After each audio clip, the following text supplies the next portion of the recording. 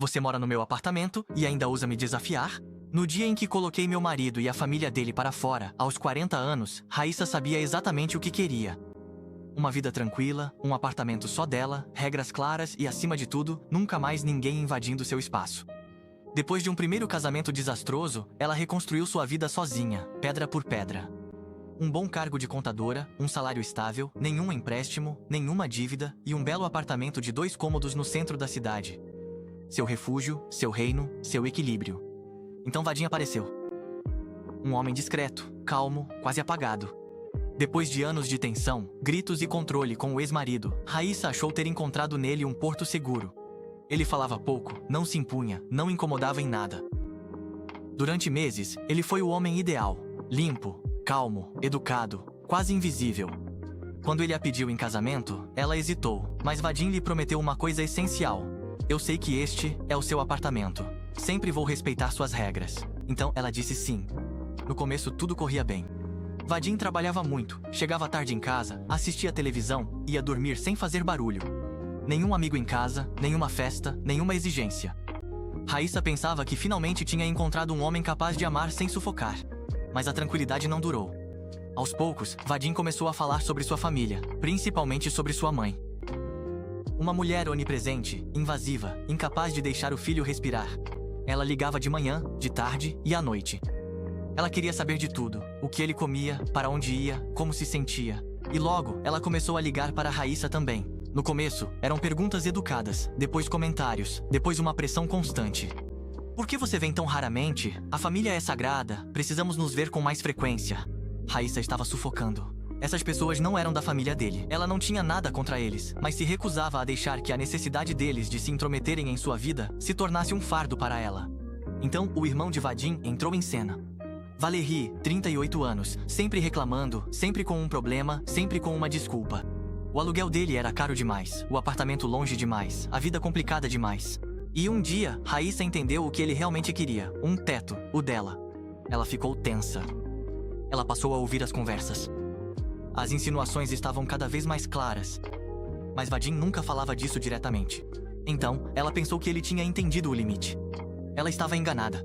Numa manhã de sábado, enquanto ela fazia a faxina, Vadim entrou na sala com um tom despreocupado, como se estivesse anunciando a previsão do tempo. Hoje minha mãe e meu irmão vêm almoçar. Raíssa desligou o aspirador. Como?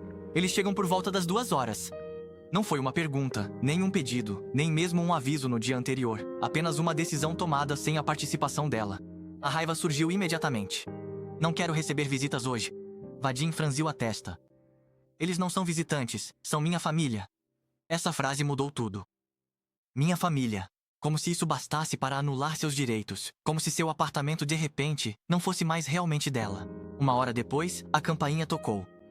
Sua sogra entrou como se estivesse em casa, carregada de sacolas de compras, já pronta para tomar posse da cozinha. Ela abria os armários, criticava o conteúdo da geladeira, tirava as panelas, colocava água para ferver como se morasse ali há 10 anos. E Valérie, ele largou uma enorme bolsa na sala, se jogou no sofá, ligou a televisão e disse sem constrangimento, sem vergonha: vou ficar aqui alguns dias. Vadim me disse que estava tudo certo. O sangue de Raíssa gelou. Alguns dias no apartamento dela, sem que tivessem pedido, sem nem ao menos avisá-la, ela foi procurar o marido na cozinha. Vadim, agora mesmo. No corredor, ela olhou diretamente nos olhos dele. Você disse a ele que ele podia morar aqui? Vadim tentou minimizar. É só temporário. Você me pediu a minha opinião? Silêncio. E esse silêncio foi suficiente. Nesse exato instante, Raíssa entendeu algo terrível. Seu marido não tinha esquecido de consultá-la. Ele havia decidido que o consentimento dela não era mais necessário porque, com o tempo, deixou de ver aquele apartamento como o refúgio da esposa. Agora, ele também o considerava como seu território. Quando ela recusou, tudo explodiu. Vadim a chamou de egoísta. A mãe dela a acusou de ser fria, dura, sem coração. Seu irmão zombou dela, insultou-a, tratou-a com superioridade. Então veio a frase que passou dos limites. Valérie disse: Vadim está em casa aqui, o que você acha? E foi aí que Raíssa perdeu o controle. Ela se adiantou, com o olhar sombrio, a voz firme, cortante, implacável. Você mora no meu apartamento e ainda tem coragem de abrir a boca? Você toma decisões no meu lugar? Você faz sua família vir sem a minha permissão? Você age como se fosse o dono? O silêncio caiu de repente. Um silêncio pesado, brutal. Até Vadim ficou paralisado. porque no fundo, ele sabia que ela estava dizendo a verdade. Ele nunca tinha comprado aquele apartamento. Ele nunca tinha pago por aquele apartamento. E acima de tudo, ele tinha prometido respeitar os limites dela. Mas, com o tempo, ele esqueceu. Ou pior, ele esperava que ela acabasse cedendo. Raíssa, por sua vez, não recuou nem 1 milímetro. Ou eles vão embora agora, ou você também vai embora. Definitivamente, sua sogra estava fora de si. Seu irmão fervia de raiva. Mas Vadim, pela primeira vez, não discutiu porque sabia que tinha cruzado uma linha irreversível. Alguns minutos depois, as sacolas foram recolhidas, os rostos fechados, a porta aberta para o corredor. E Vadim, ele também, preparou uma mala. Quando a porta se fechou atrás deles, o apartamento voltou a ficar silencioso. Raíssa sentou-se no sofá onde seu cunhado pretendia dormir.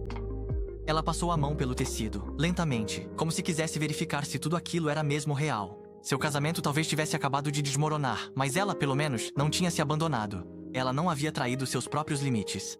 Ela não cedeu sob pressão. Ela não deixou que os outros redesenhassem sua vida em seu lugar. 3 dias depois, Vadim ligou para ela.